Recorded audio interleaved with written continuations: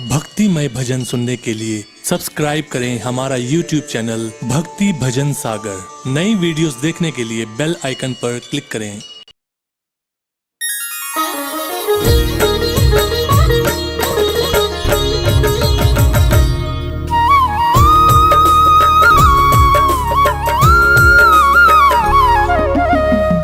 भक्तजनों, आप सभी को दीपावली पर्व की बहुत बहुत बधाई।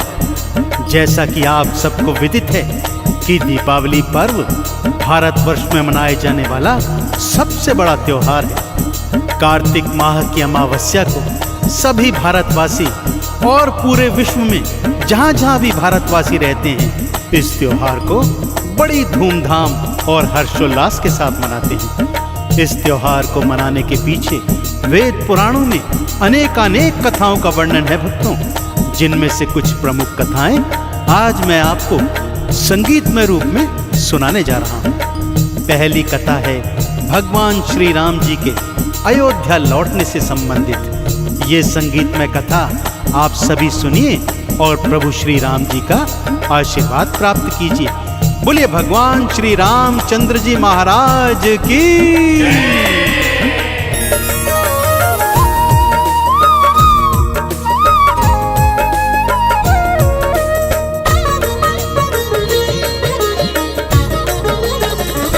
दिवाली खुशियों का त्योहार, दिवाली खुशियों का त्योहार, दिवाली खुशियों का त्योहार, दिवाली खुशियों का त्योहार।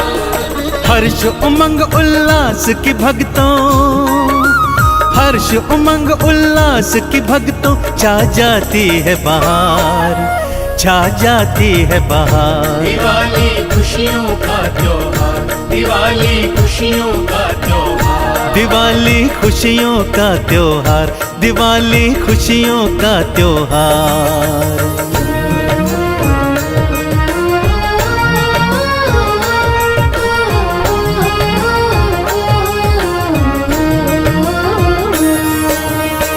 त्रेता युग में धरती माता को रावण के आतंक से मुक्त कराने हेतु श्री हरि विष्णु भगवान ने प्रभु राम के रूप में अपना सप्तम अवतार धारण किया। भक्तों, अपनी लीला करते करते पत्नी और भाई के सहित 14 वर्षों के लिए वे वनवास को गए और जब 14 वर्ष पश्चात वनवास काटकर रावण जैसे आतताई का अंत कर अयोध्या में वापस आए तो वो दिन कार्तिक माह की अमावस्या का दिन था।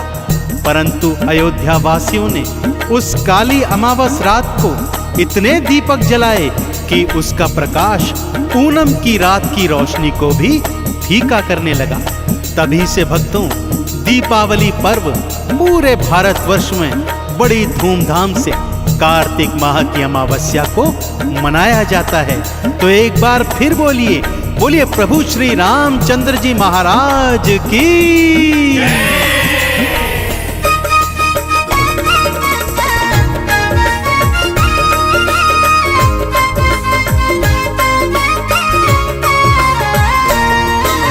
14 वर्ष पश्चात राम जी लौट अयोध्या को आए।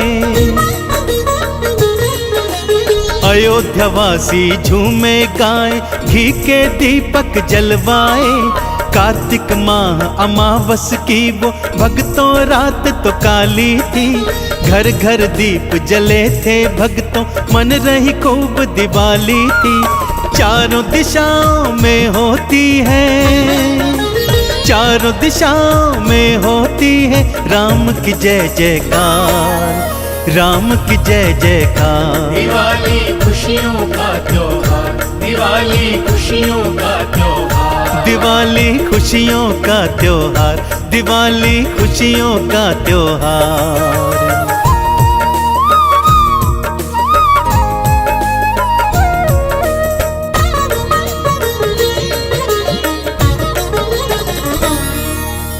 दीपावली के पावन पर्व से जुड़ी दूसरी गाथा माता महालक्ष्मी और भगवान श्री गणेश से संबंधित है। भक्तों, किसी नगर में एक साहूकार अपनी पुत्री के साथ रहा करता था। उसकी पुत्री नित्य प्रति एक पीपल के वृक्ष की जड़ में जल चढ़ाया करती थी। इसी जड़ में माता महालक्ष्मी का डेरा था।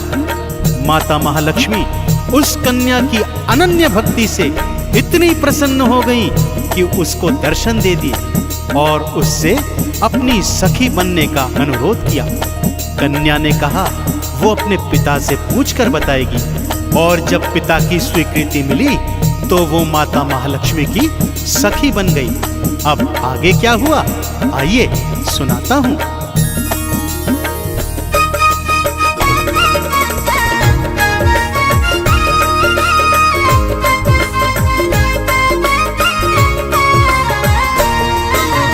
एक कन्या जो माँ लक्ष्मी को रोज ही जल चढ़ाती थी,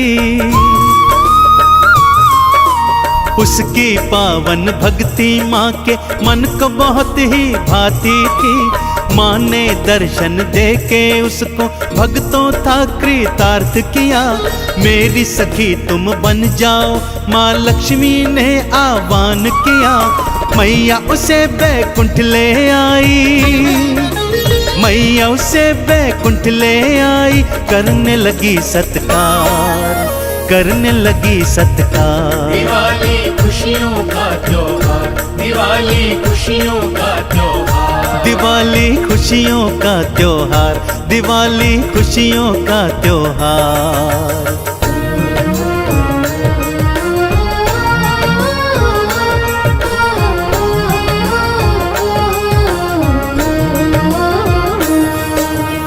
माँ उस कन्या को अपनी सखी बनाकर अपने वैकुंठ लोक में अपने घर ले आई।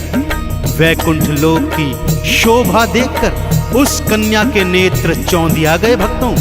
स्वर्ण के महल, स्वर्ण के बैठने के आसन, गहने वस्त्र आभूषण, खाने में 56 भोग। माँ ने अपनी सखी का खूब मन से सत्कार किया।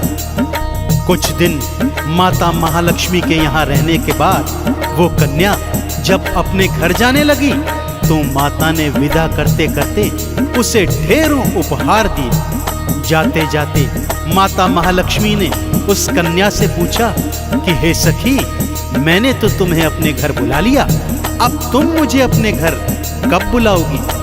ग्लानि से भरी वो बेचारी कन्या उस समय कुछ न कह पाई। बोली, सखी पिता से पूछकर तुम्हें निमंत्रण दूंगी। यह कहकर वो कन्या दुखी मन से अपने घर आ गई।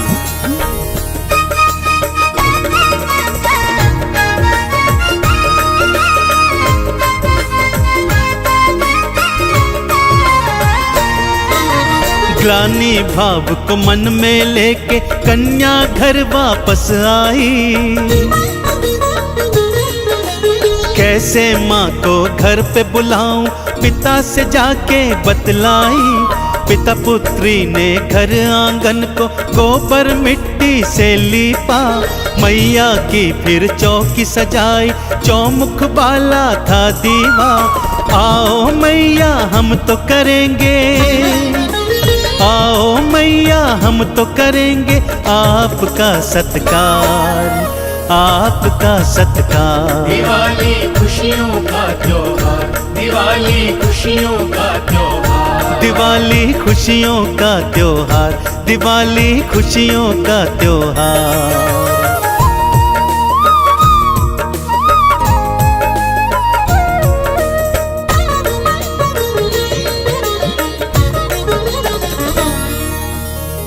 घर आंगन तो सज गया था भक्तों, पर अब प्रश्न था कि माँ को खिलाने हेतु 56 भोग कहाँ से आएंगे। वो सेठ तो था, परंतु इतना भी धनवान नहीं था कि माँ के स्वागत हेतु 56 भोग का प्रबंध कर सके। परंतु माँ तो दाती दयावान है।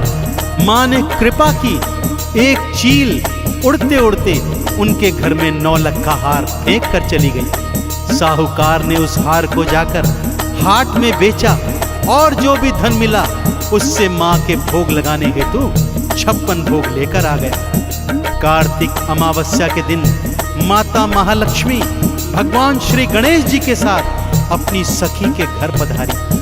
द्वार पर वंदनवारे देख घर आंगन को मिट्टी गोबर से लीपा हुआ देख, घर में दीप माला जलती देख और अपनी चौकी पर चौमुखा दिया जलता देख माता लक्ष्मी अति प्रसन्न हुई और भगवान गणेश सहित उन्होंने उस कन्या का दिया 56 भोग स्वीकार किया। उसके पश्चात माता महालक्ष्मी ने और भगवान श्री गणेश जी ने उनके परिवार को ढेरों ढेर आशीर्वाद दिए और वैकुंठ लोक लौट आई। तभी से भक्तों, सभी भक्त कार्तिक माह की अमावस्या को अपने अपने घरों में वंदनवारे लगाकर, दीपमाला सजाकर और माता महालक्ष्मी और भगवान श्री गणेश का विधिवत पूजन आरती कर दीपावली का पर्व अत्यंत हर्षोल्लास के साथ मनाते हैं और माता महालक्ष्मी तथा भगवान श्री गणेश जी का विशेष आशीर्वाद प्राप्त करते हैं। तो एक बार फिर मेरे साथ बोलिए, बोलिए माता महालक्ष्मी की, बोलिए भगवान श्री गणेश जी महाराज की।